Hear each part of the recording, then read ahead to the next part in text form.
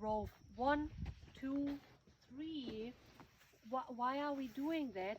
Because that gives us 2 strips in between the coffee for each cover crop and the control. That way, got it. Yeah. we can 1, 2, 3. avoid having to sample in the borders where there are always border effects.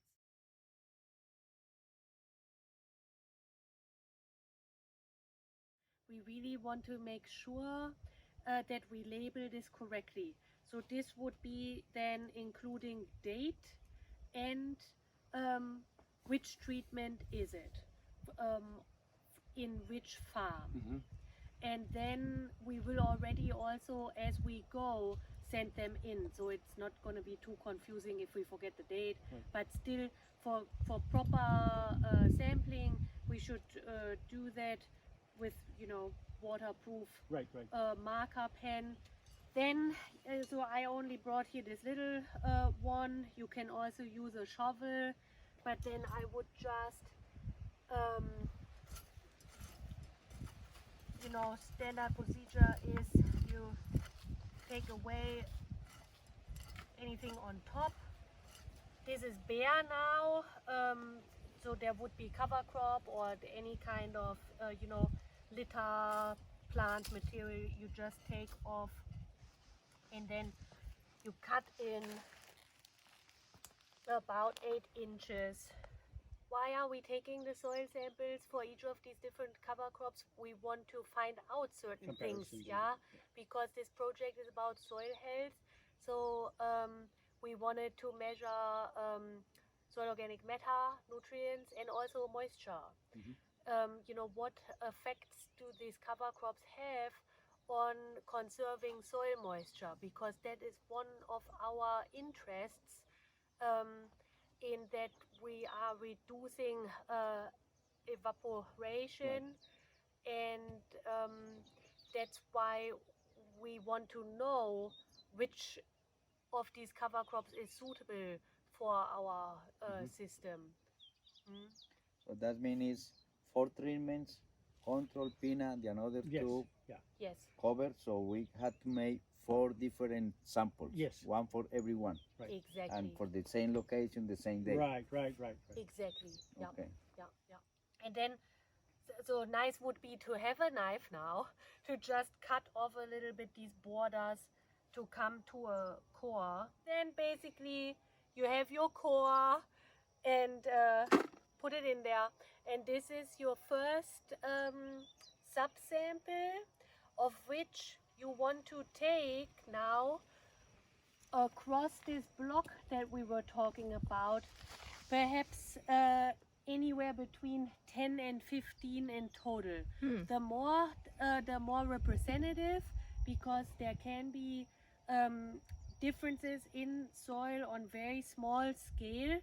So this would be not a representative sample of your farm, but just one localized, So the more samples, the more accurate. Exactly, and that's why we were saying, okay, like zigzag pattern. In each treatment, control, peanut, cowpea, and stylo. So we could just go 1, and then here 2, maybe the second one 3, and then in that row also some. So just so that everything is covered. Just how you would do tissue samples without the cover crops as well, where then you would probably go across your entire area in a diagonal, or like a random sort of wave, or a zigzag or something like that. And also you have an eye for this.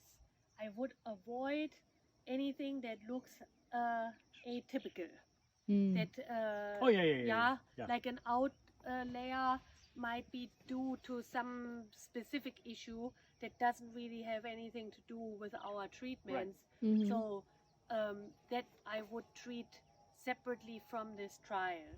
Where are we taking these samples? So that's a good question. Now this is like in the middle between these 2 rows. if you take samples for fertilizing programs, you would go closer to the coffee tree itself, and maybe just right where I'm standing, or even a little bit closer. Yeah, exactly. Where Louis is showing here, this would be a good area to sample, and that we can keep in mind in our trial.